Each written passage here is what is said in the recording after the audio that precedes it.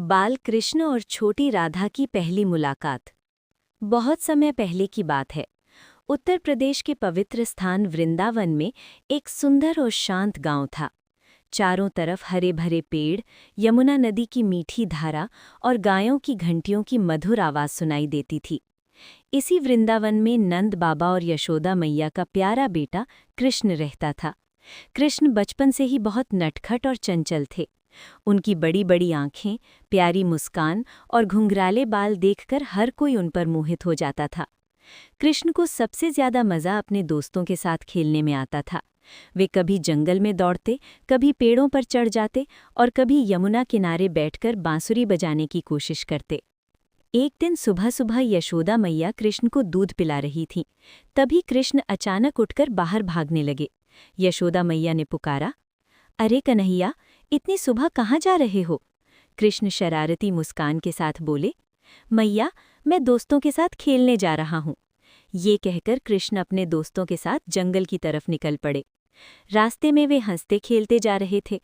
अचानक उनकी नज़र एक छोटी सी लड़की पर पड़ी जो फूल तोड़ रही थी। वो लड़की बहुत सुंदर थी। उसके चेहरे पर मासूमियत और आंखों में चमक थी। उसका नाम राधा था। राधा अपने माता पिता के साथ पास के गांव बरसाना से वृंदावन आई थी। कृष्ण ने पहली बार राधा को देखा तो कुछ पल के लिए शांत हो गए। ऐसा लगा जैसे समय रुक गया हो। उनके दोस्त बोले, कन्हैया, क्या हुआ? चलो खेलते हैं। लेकिन कृष्ण की नज़र राधा से हट ही नहीं रही थी। उधर राधा ने भी कृष्ण को देखा। उनके चेहरे की मुस्कान और आंखों की चमक देखकर वो भी चुप हो गई। कुछ देर बाद कृष्ण धीरे धीरे राधा के पास गए और बोले, तुम कौन हो? राधा मुस्कुराई और बोली, मेरा नाम राधा है, मैं बरसाना से आई हूँ। कृष्ण ने हंसते हुए कहा, मैं कृष्ण हूँ, सब मुझे कन्हैया कहते हैं। दोनों बच्चे कुछ देर तक बातें करते रहे। फिर कृष्ण ने कहा, चलो हम साथ खेलते हैं। उस दिन से कृष्ण और राधा की दोस्ती शुरू हो गई। वे रोज यमुना किनारे खेलते, कभी मिट्टी के घर बनाते, कभी फूलों की माला बनाते और कभी जंगल में घूमते।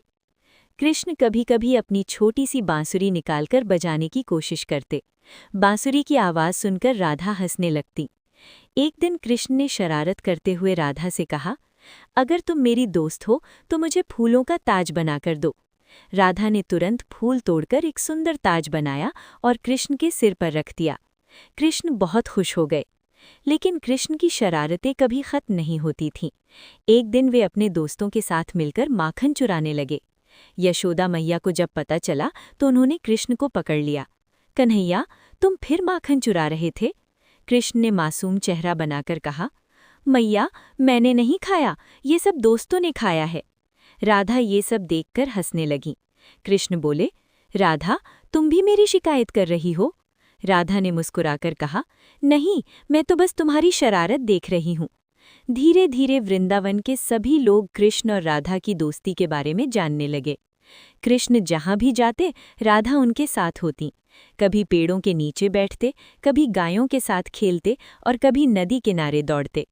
एक दिन शाम को यमुना के किनारे सूरज ढल रहा था।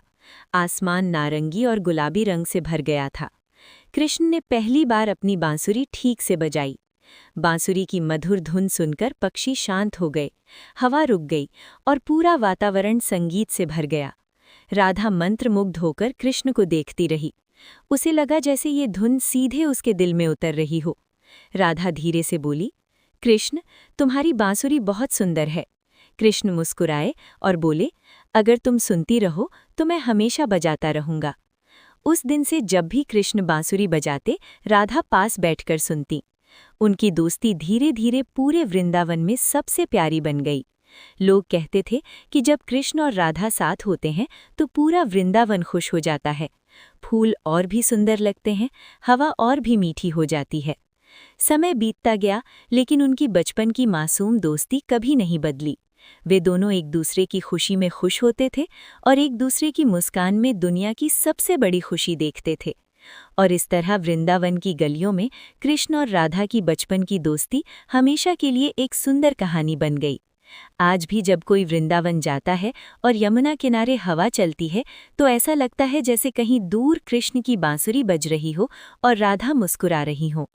इस कहानी का संदेश: सच्ची दोस्ती और प्रेम हमेशा दिल को खुश कर देता है।